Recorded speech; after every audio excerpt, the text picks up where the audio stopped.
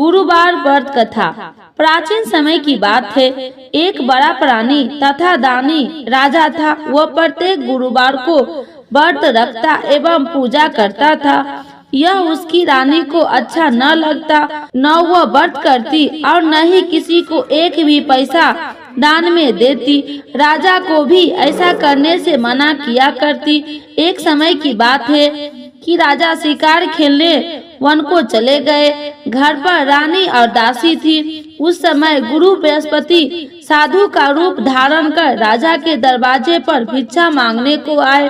साधु ने रानी से भिक्षा मांगी तो वो कहने लगी, हे साधु महाराज, मैं इस दान और पुण्य से तंग आ गई हूँ। आप कोई ऐसा उपाय बताए कि जिससे यह सारा धन नष्ट हो जाए और मैं आराम से रह सकूं। साधु रूपी बृहस्पति देव ने कहा, हे देवी, तुम बड़ी विचित्र हो। संतान और धन से भी कोई दुखी होता है। अगर तुम्हारे पास धन अधिक है तो इसे शुभ कार्यों में लगाओ, जिससे तुम्हारे दोनों लोग सुधरे। परंतु साधु की इन बातों से रानी सुख नहीं हुई। उसने कहा कि मुझे ऐसे धन की आवश्यकता नहीं जिसे मैं दान में दूं तथा जिसको संभालने में ही मेरा सारा समय नष्ट हो जाए। साधु ने कहा, यदि तुम्हारी ऐसी इच्छा है तो जैसे मैं तुम्हें बताता हूँ तुम वैसे ही करना। बृहस्पतिवार के दिन तुम घर को गोबर से लिपना, अपने केशे को पीली मिट्टी से धोना, केशों को धोते समय स्नान करना, राजा से हजामत बनाने को कहना, भोजन में मांस मदिरा खाना, कपड़ा धोबी के यहाँ धुलने डालना। इस प्रकार 7 बृहस्पतिवार करने से तुम्हारा समस्त धन नष्ट हो जाएगा। इतना कहकर साधु बने बृहस्पति देव अंतर ध्यान हो गए। साधु के कहे अनुसार करते हुए रानी को केवल 3 बृहस्पतिवार ही बीते थे कि उसकी समस्त धन संपत्ति नष्ट हो गई। भोजन के लिए परिवार तरसने लगा। एक दिन राजा रानी से बोला, हे रानी, तुम यहीं रहो, मैं दूसरे देश को जाता हूँ, क्योंकि यहाँ पर मुझे सभी जानते हैं, इसीलिए मैं कोई छोटा कार्य नहीं कर सकता। ऐसा कहकर राजा परदेश चला गया। वहाँ वह जंगल से लकड़ियाँ काट कर लाता और शहर में बेचता। इस तरह वह अपना जीवन व्यतीत करने लगा। इधर राजा के बिना रानी और दासी दुखी रहने लगी। एक समय जब रानी और दासी को 7 दिन बिना भोजन के रहना पड़ा तो रानी ने अपनी दासी से कहा, हे दासी, पास ही के नगर में मेरी बहन रहती है, वह बड़ी धनवान है, तू उसके पास जा और कुछ ले आ ताकि थोड़ा बहुत गुजर बसर हो जाए। रानी दासी की बहन के पास गई। उस दिन बृहस्पतिवार था। रानी का बहन उस समय बृहस्पतिवार की कथा सुन रही थी। दासी ने रानी की बहन को अपनी रानी का संदेश दिया, लेकिन रानी की बहन ने कोई उत्तर नहीं दिया। जब दासी को रानी की बहन से कोई उत्तर नहीं मिला तो वह बहुत दुखी हुई। उसे क्रोध भी आया। दासी ने वापस आकर रानी को सारी बात बता दी। सुनकर रानी ने अपने भाग्य को कोसा। उधर रानी की बहन ने सोचा कि मेरी बहन की दासी आई थी, परंतु मैं उससे नहीं बोली, इससे वह बहुत दुखी हुई होगी। कथा सुनकर और पूजन समाप्त कर वह अपनी बहन के घर गई और कहने लगी, हे बहन, मैं बृहस्पतिवार का व्रत कर रही थी, तुम्हारी दासी गई, परंतु जब तक कथा होती है तब तक न उठते हैं और न ही बोलते हैं, इसीलिए मैं नहीं बोली। कहो दासी क्यों गई थी? रानी बोली, बहन, हमारे घर अनाज नहीं था। ऐसा कहते कहते रानी की आंख भर आई। उसने दासियों समेत भूखा रहने की बात भी अपनी बहन को बता दी। रानी की बहन बोली, बहन देखो, बृहस्पति देव भगवान सबकी मनोकामना पूर्ण करते हैं। देखो, शायद तुम्हारे घर में अनाज रखा हो। यह सुनकर दासी घर के अंदर गई तो वहाँ उसे एक घड़ा अनाज का भरा मिल गया। उसे बड़ी हैरानी हुई क्योंकि उसे एक बर्तन देख लिया था। उसने बाहर आकर रानी को बताया। दासी रानी से कहने लगी कि हे रानी, जब हमको भोजन नहीं मिलता तो हम व्रत ही तो करते थे, इसलिए क्यों न इनसे व्रत और कथा की विधि पूछ ली जाए, हम भी व्रत किया करेंगे। दासी के कहने पर रानी ने अपनी बहन से बृहस्पतिवार व्रत के बारे में पूछा। उसकी बहन ने बताया, बृहस्पतिवार के व्रत में चने की दाल और मुनक्के से विष्णु भगवान के केले की जड़ में पूजन करे तथा दीपक जलाए, पीला भोजन करे तथा कथा सुने। इससे गुरु भगवान प्रसन्न होते हैं, मनोकामना पूर्ण करते हैं। व्रत और पूजन की विधि बताकर रानी की बहन अपने घर लौट आई। रानी और दासी दोनों ने निश्चय किया कि आज बृहस्पति भगवान का पूजन करेंगे। 7 रोज बाद जब बृहस्पतिवार आया तो उन्होंने व्रत रखा। कुसकार में जाकर चना और गुड़ बीन लाई तथा उसकी दाल से केले की जड़ तथा विष्णु भगवान की पूजन किया। अब पीला भोजन कहाँ से लाए? दोनों बड़ी दुखी हुई, परंतु उन्होंने व्रत किया था, इसलिए बृहस्पति देव दोनों थालों में सुंदर पीला भोजन लेकर आए और दासी को देकर बोले, हे दासी, यह भोजन तुम्हारे लिए और तुम्हारी रानी के लिए है, इसे तुम दोनों ग्रहण करना। दासी भोजन पाकर बहुत प्रसन्न हुई। उसने रानी को सारी बात बताई। उसके बाद वे प्रत्येक बृहस्पतिवार को गुरु भगवान का व्रत और पूजन करने लगी। बृहस्पति भगवान की कृपा से उनके पास धन हो गया, परंतु रानी फिर पहले की तरह आलस करने लगी। तब दासी बोली, देखो रानी, तुम पहले भी इसी प्रकार आलस करती थी, तुम्हें धन रखने में कष्ट होता था, इसी कारण सभी धन नष्ट हो गया। अब गुरु भगवान की कृपा से धन मिला है तो फिर तुम्हें आलस होता है। बड़ी मुसीबतों के बाद हमने यह धन पाया है, इसीलिए हमें दान पुण्य करना चाहिए। अब तुम भूखे मनुष्य को भोजन कराओ, प्याव लगवाओ, ब्राह्मणों को दान दो, कुआं, तालाब, बावड़ी आदि का निर्माण कराओ, मंदिर, पाठशाला बनाकर ज्ञान दान दो, कुमारी कन्याओं का विवाह कराओ, अर्थात धन को शुभ कार्यों में खर्च करो, जिससे तुम्हारे कुल को यश बढ़ेगा तथा स्वर्ग प्राप्त हो, पितृ प्रसन्न होंगे। दासी की बात मानकर रानी शुभ कार्यों में खर्च करने लगी, उसका यश फैलने लगा। एक दिन रानी और दासी वापस से विचार करने लगे कि न जाने राजा किस दशा में होगी, उनकी कोई खोज खबर भी नहीं है। उन्होंने श्रद्धा पूर्वक गुरु बृहस्पति भगवान से प्रार्थना की, राजा जहाँ कहीं भी हो शीघ्र वापस आ जाए।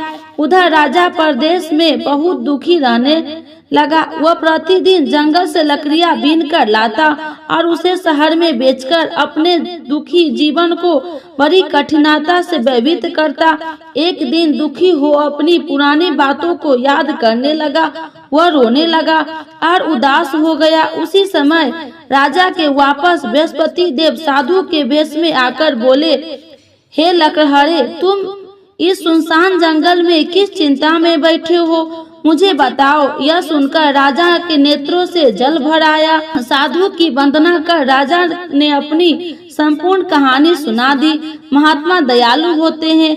वे राजा से बोले, हे राजा, तुम्हारी पत्नी ने बृहस्पति देव के प्रति अपराध किया था, जिसके कारण तुम्हारी यह दशा हुई है। अब तुम भी चिंता मत करो, भगवान तुम्हें पहले से अधिक धन देंगे।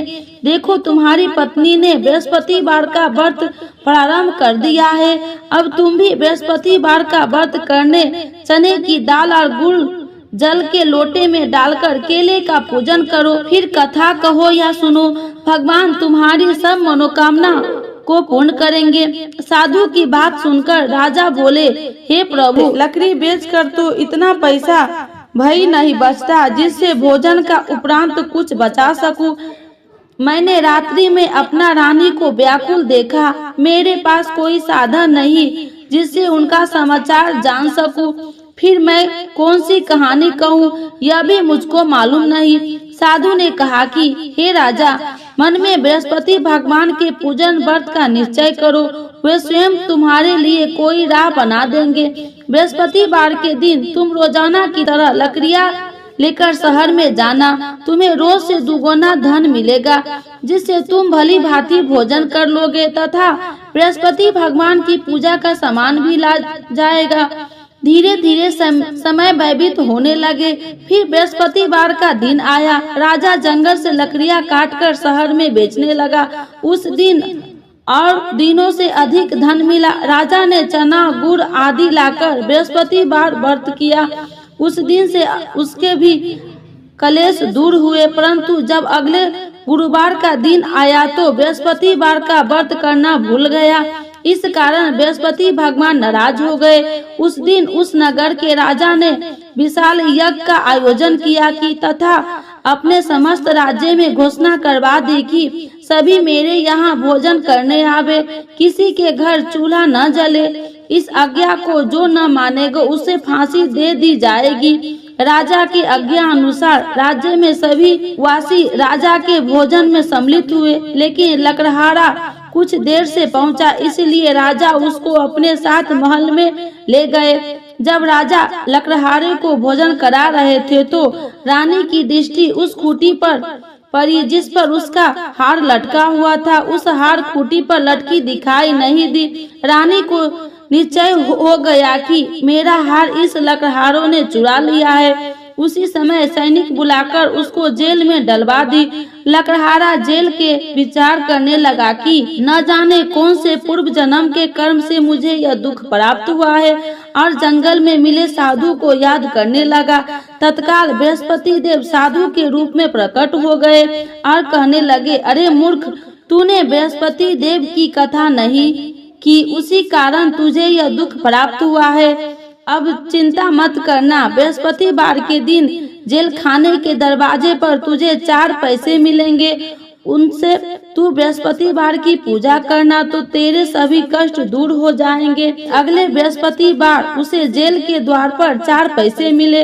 राजा ने पूजा का सामान मंगवाकर कथा वहीं कही और प्रसाद बांटा। उसी रात्रि में बृहस्पतिवार ने उस नगर के राजा को स्वप्न में कहा कि हे राजा, तूने जिस जेल में बंद किया है उसे कल छोड़ देना, वह निर्दोष है। और राजा प्रातः काल उठा और खूंटी पर हार टंगा देखकर लकड़हारे को बुलाकर क्षमा मांगी तथा राजा के योग्य सुंदर वस्त्र आभूषण भेंट कर उसे विदा किया। गुरुदेव की आज्ञा अनुसार राजा अपने नगर चला गया। राजा जब नगर के निकट पहुंचा तो उसे बड़ा ही आश्चर्य हुआ। नगर में पहले से अधिक बाग, तालाब और कुएं तथा बहुत सी धर्मशाले, मंदिर आदि बने हुए थे। राजा ने पूछा कि यह किसका बाग धर्मशाला है। तब नगर के सब लोगों कहने लगे कि यह सब रानी और दासी के द्वारा बनवाए गए हैं। राजा को आश्चर्य हुआ कि गुस्सा भी आया कि उसकी अनुपस्थिति में रानी के पास धन कहां से आया होगा। जब रानी ने यह खबर सुनी कि राजा आ रहे हैं तो उसने अपनी दासी से कहा कि हे दासी, देखो राजा हमको कितनी बुरी हालत में छोड़ के गए थे, वह हमारी ऐसी हालत देखकर लौट न जाए, इसलिए तुम दरवाजे पर खड़ी रहो। रानी को आज्ञा अनुसार दासी दरवाजे पर खड़ी हो गई और जब राजा आए तो उन्हें अपने साथ महल में लिवा आई। तब राजा ने क्रोध करके अपनी तलवार निकाली और पूछने लगा, बताओ यह धन तुम्हें कैसे प्राप्त हुआ। तब रानी ने सारी कथा सुना। राजा के निश्चय किया कि मैं रोजाना में 3 बार कहानी कहा करूंगी और रोज व्रत किया करूंगी। अब हर समय राजा के दुपट्टे में चने की दाल बंधी रहती थी और दिन में 3 बार कथा कहता। एक रोज राजा ने विचार किया कि चलो अपनी बहन के यहाँ हो आऊं। उस तरह निश्चय कर राजा घोड़े पर सवार होकर अपनी बहन के यहाँ चल दिया। मार्ग में उसने देखा कि कुछ आदमी एक मुर्दे को लिए जा रहे थे। उन्हें रोककर राजा कहने लगा कि अरे भाइयों, मेरी बृहस्पतिवार की कथा सुन लो। वे बोले, लो हमारा तो आदमी मर गया है, इसको अपनी कथा की पड़ी है। परंतु कुछ आदमी बोले, अच्छा कहो, मैं तुम्हारी कथा भी सुनूंगी। राजा ने दाल निकाली और कथा कहनी शुरू कर दी। जब कथा आधी हुई तो मुर्दा हिलने लगा और जब कथा समाप्त हुई तो राम राम कहकर वह मुर्दा खड़ा हो गया। राजा आगे बढ़ा, उसे चलते चलते शाम हो गई। आगे मार्ग में उसे एक किसान खेत में हल चलाता मिला। राजा ने उससे कथा सुनने का आग्रह किया, लेकिन वह नहीं माना। राजा आगे चल पड़ा। राजा के हटते ही बैल पछाड़ खाकर गिर गया तथा किसान के पेट में बहुत जोरों से दर्द होने लगी। उसी समय किसान का माँ रोटी लेकर आई। उसने जब देखा तो अपने पुत्र को सब हाल पूछा। बेटे ने सभी हाल बता दिया। बुढ़िया दौड़ती दौड़ती उस घोड़सवार के पास पहुंची और उसने बोली कि मैं तेरी कथा सुनूंगी, तू अपनी कथा मेरे खेत पर ही चलकर कहना। राजा ने लौटकर फिर बुढ़िया के खेत पर जाकर कथा कही, जिससे तुरंत ही बैल खड़ा हो गए तथा किसान के पेट का दर्द बंद हो गया। राजा अपनी बहन के घर पहुंच गया। बहन ने भाई की खूब मेहमानबाजी की।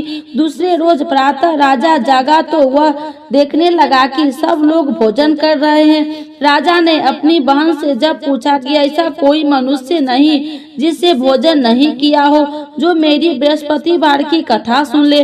बहन बोली, हे भैया, यह देश ऐसा ही है। यहाँ लोग पहले भोजन करते हैं, बाद में अन्य काम करते हैं। फिर वह एक कुम्हार के घर गई जिसका लड़का बीमार था। उसे मालूम हुआ कि उसने यहाँ 3 दिन से किसान भोजन नहीं किया है। रानी ने अपने भाई की कथा सुनने के लिए कुम्हार से कहा। यह तैयार हो गया। राजा ने जाकर बृहस्पतिवार की कथा कही, जिसको सुनकर उसका लड़का ठीक हो गया। अब वो राजा की प्रशंसा होने लगी।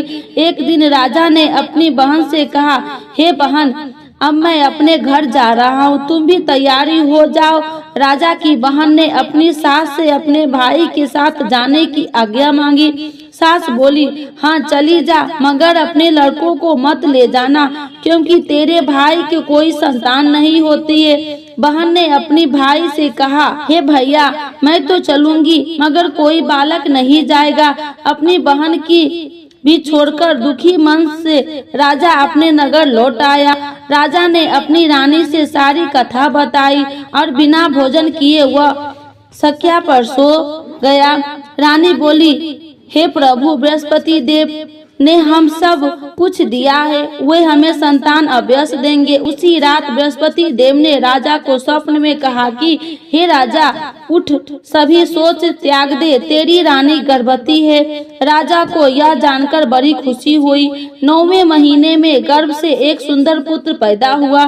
तब राजा बोले, हे रानी, स्त्री बिना भोजन के रह सकती है, परंतु बिना कहे कहीं रह नहीं सकती। जब मेरी बहन आए तो तुम उससे कुछ मत कहना। रानी ने कहकर, जब मेरी बहन आए तो तुम उससे कुछ मत कहना।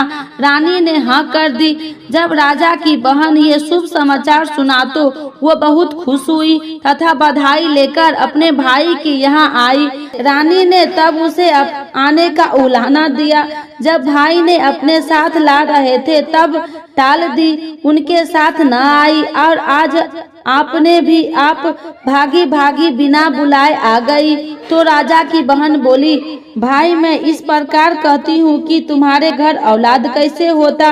बृहस्पति देव सभी मनोकामना पूर्ण करते हैं। जो श्रद्धा पूर्वक बृहस्पतिवार का व्रत करता है एवं कथा पढ़ता है तथा सुनता है और दूसरों को सुनाता है, बृहस्पति देव उन सब की मनोकामना पूर्ण करते हैं, उनकी सदैव रक्षा करते हैं। जो संसार में श्रद्धा भाव से गुरुदेव का पूजन एवं व्रत सच्चे हृदय से करते हैं, उन सभी की मनोकामना वैसे ही पूर्ण होती है जैसे सच्ची भावना से रानी और राजा ने बृहस्पतिवार की कथा का गुणगान किया तो उनकी सभी इच्छाएं बृहस्पति देव जी पूर्ण किए। न जाने भी बृहस्पति देव की उपेक्षा न करे, ऐसा करने से सुख शांति नष्ट हो जाती है।